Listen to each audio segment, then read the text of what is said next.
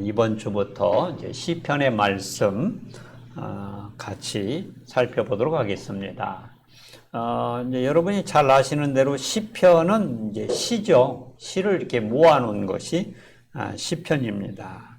제가 이제 시편의 말씀을 보면서 시편의 요절 말씀을 1장 1절과 2절 말씀으로 정했습니다. 시편 1편을 이제 뒤에서도 저희들이 또 다루게 될 텐데, 시편 1편은 많은 분들이 시편의 서론으로 여기는 시가 되겠습니다. 그래서 1절과 2절 말씀을 보게 되면, 복 있는 사람은 악인들의 꾀를 따르지 아니하며 죄인들의 길에 서지 아니하며 오만한 자들의 자리에 앉지 아니하고 오직 여호와의 율법을 즐거워하여 그의 율법을 주야로 묵상하는도다. 이 말씀이 곧 우리가 시편을 공부하는데 주요 구절이 되겠습니다. 과제는 이제 인터넷으로 강의를 들으시는 분들도 여러분이 이제 과제를 제출해 주시면 감사하겠는데요. 저희가 이 시편의 강의안을 보게 되면 제가 7개 내지는 8개 또 한 8개 정도의 시편을 한 편씩 다루게 될 것입니다. 장르에 따라서. 그래서 이제 이 강의에서 다루지 않는 시편의 하나를 선택하셔서 그 시편을 구조 분석을 하시고 주의를 하시고 그 다음에 설교문을 해서 작성해서 이제 제출하시면 되겠습니다. 기한은 시편 강의 끝나는 날까지 해주시면 감사하겠고요. 분량은 제한이 없습니다. 핸드라이팅으로 하셔도 되고요. 컴퓨터로 작성을 하셔서 제출을 하셔도 됩니다. 단 제가 설교문을 항상 요구를 할 때는 그런 부탁을 드립니다. 다른 분들의 설교를 카피하지 마시고 꼭 본인들의 설교를 작성하라고 말씀을 드립니다. 뭐 잘하고 못하고를 떠나서 여러분들이 스스로의 설교문을 작성해야 설교를 할 수 있거든요. 좀 힘들고 어려우시더라도 꼭 그 본인의 설교를 작성해서 제출해 주시면 감사하겠습니다. 시편 주석에 대해서 소개를 드리면 이제 WBC 주석이 있습니다. WBC 주석이 3권으로 쓰여져 있는데 1편에서부터 50편까지는 크레이기가 썼고 두 번째 51편에서 100편까지는 이제 타테가 썼고 101편에서 150편까지는 이제 알렌이 썼는데 이렇게 세 사람이 썼습니다. 그래서 이제 각각의 그 장점들이 있고 좀 단점들이 있습니다. 그런데 이제 여러분들이 이제 보편적으로 WBC 주석 같은 경우는 이제 공부용으로는 여러분들이 보실 필요가 있습니다. 또 이제 메이즈의 제임스 메이즈 시편 주석이 있습니다. 보편적으로 이제 이 주석은 전체에 대한 시편 전체에 대한 연결성이 좋고 또 신학적인 통찰력을 저희들에게 줍니다. 반게메렌이 쓴 또 시편의 주석이 있죠. 복음주의적인 의미오고 이제 신학의 이제 강점이 있습니다. 반게메렌이 이제 복음주의 신학자죠. 그다음에 이제 윌슨의 그 시편 주석이 있습니다. 해석과 적용에 좋은 주석입니다. 여러분들이 이제 이런 공부를 하실 때는 주석을 보시는데 가급적이면 이제 이 주석을 보실 때 뭐를 보셔야 되냐면은 그 주석의 저자가 가지고 있는 그 관점이 있어요. 여러분이 그 관점을 아시고 난 다음에 주석을 볼 때 그 주석이 왜 그렇게 쓰여졌는지 어떤 흐름으로 가는지를 이해하실 수가 있습니다. 저자에 대한 그 관점에 대한 이해가 없으면 여러분 A라는 주석을 봤을 때 또 B라는 주석을 봤을 때 C라는 주석을 봤었을 때 이 주석에서 나오는 내용이 같을 수도 있지만 다를 수가 있어요.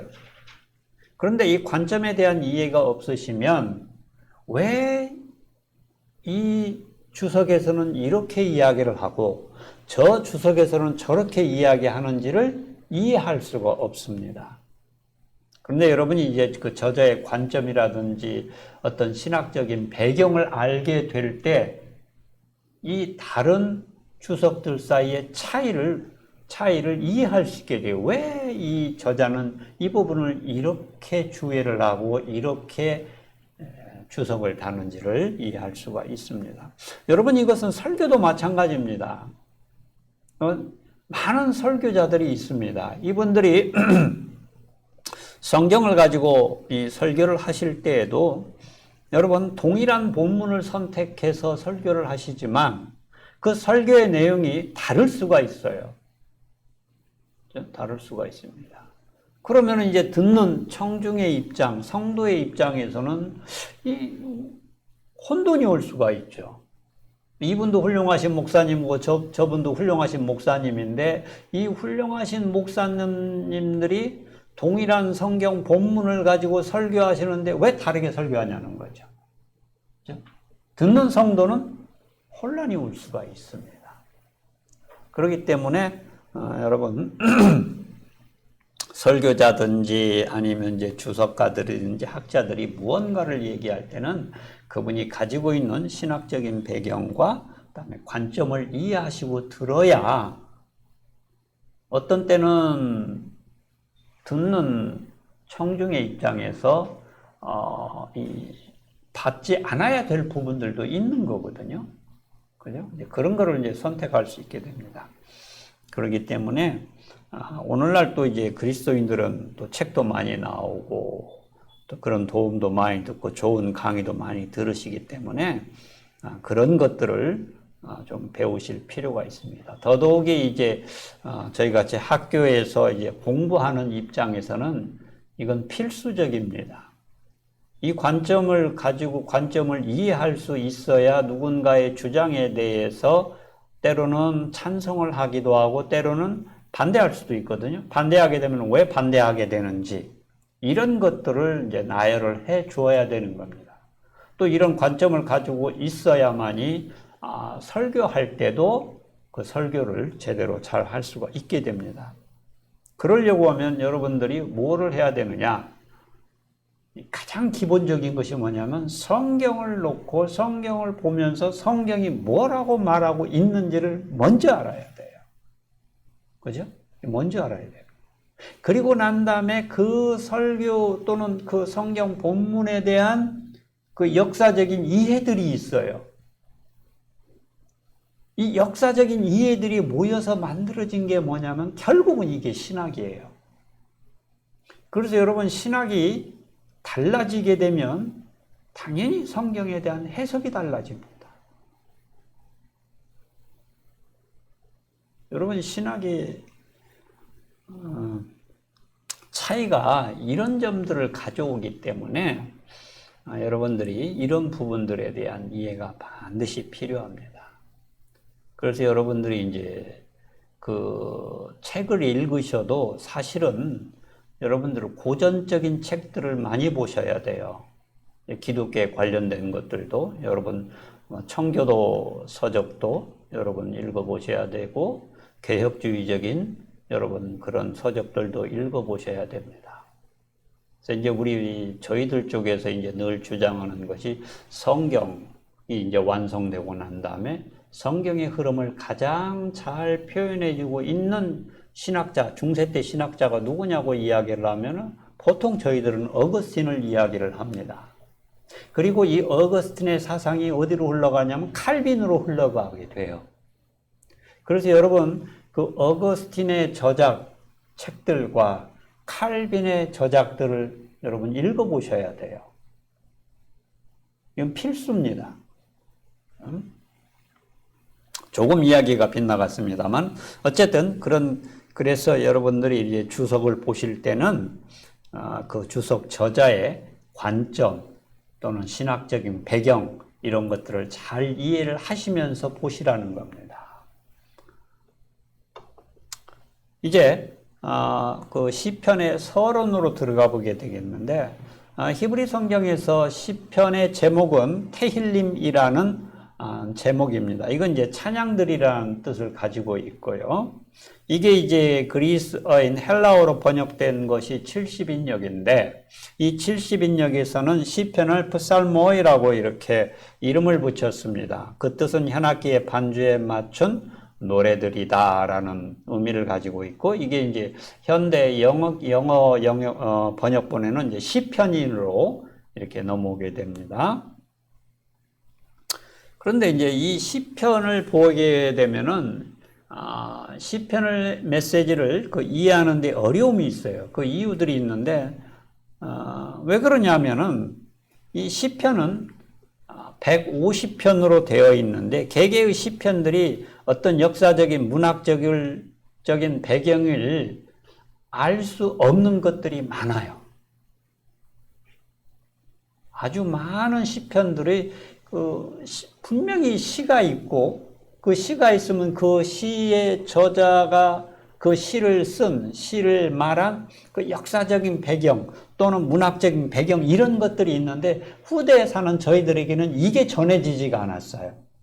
그래서 시편을 이해하는데 어려움이 있습니다.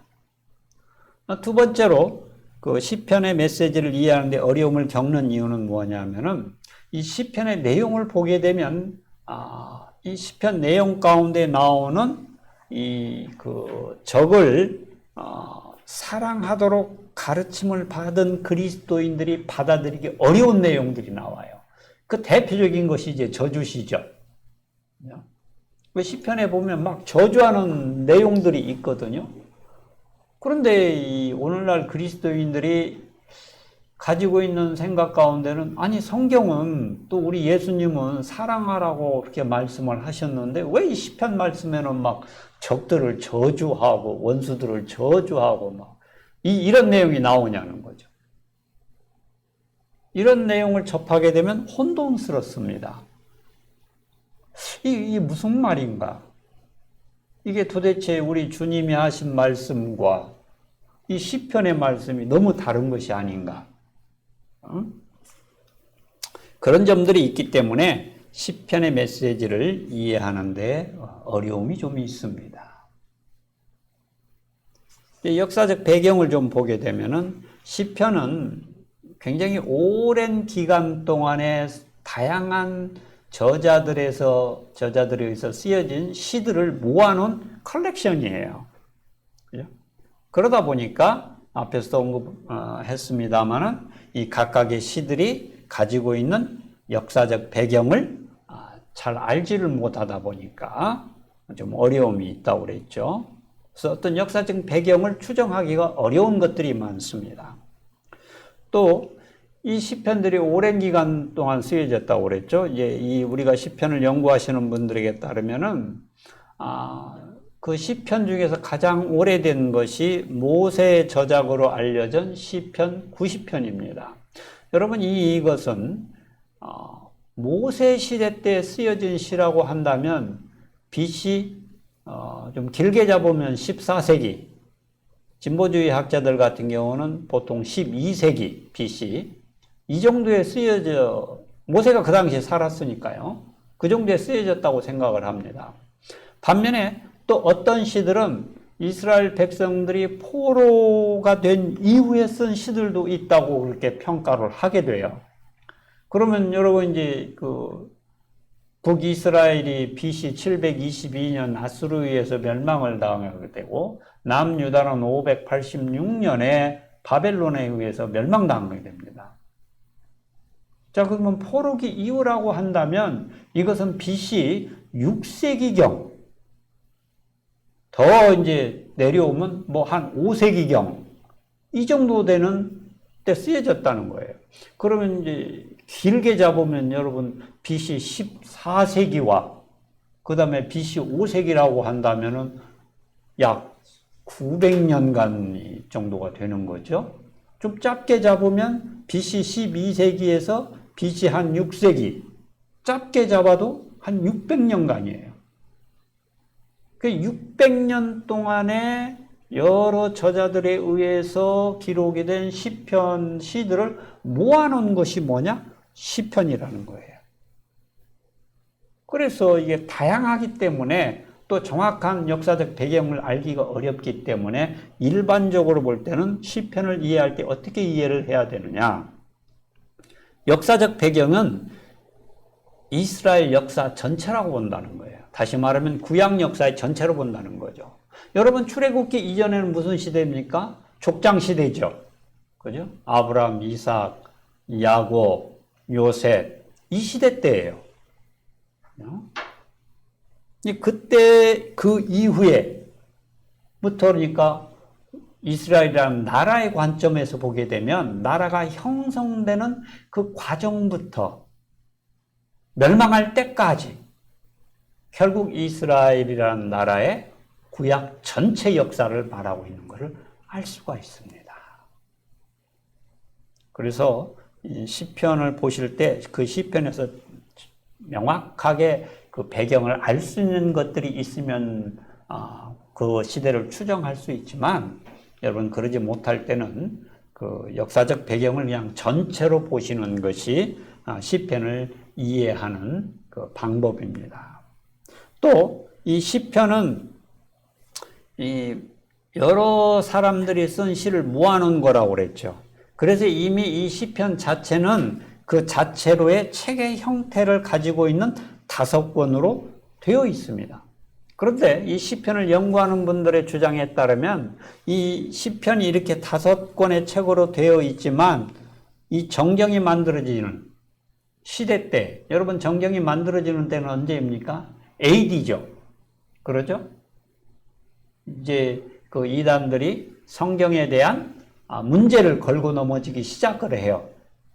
자기들이 임으로 이것은 성경이고 이건 성경이 아니다는 식으로 이렇게 주장을 하기 시작합니다. 그래서 이제 교회에서 그전에는 뭐 이런 게 없었어요. 그냥 다 전통적으로 내려오니 하나님의 말씀으로 받았는데 이단에서 이런 부분을 이제 문제를 삼고 자기들이 성문서에서 막 빼내는 거죠. 이건 성경이 아니라고, 하나님 말씀이 아니라고.